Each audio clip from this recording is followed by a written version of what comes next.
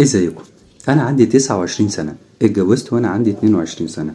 حصلت مشكلة بيني وبين مراتي، اتهمتني فيها ان انا على علاقة مع خالتها. صممت على الموضوع لحد ما قالت لي ان انا عايزة اتطلق، وتم الطلاق. ودلوقتي بتحرمني من ابني. انا منكرش ان انا بحبها، ولكن خلاص هي اتطلقت.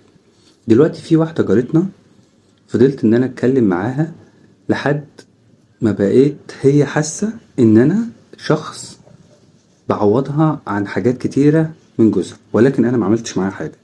وهي شافت ان انا انسان بحتويها وبسمعها كل اللي هي محتاجاه. كنت بقول لها ان انا بحبك على اساس ان انا كنت انسى موضوع طلاق مراتي، ولكن انا ما توقعتش منها 1% ان هي تحبني.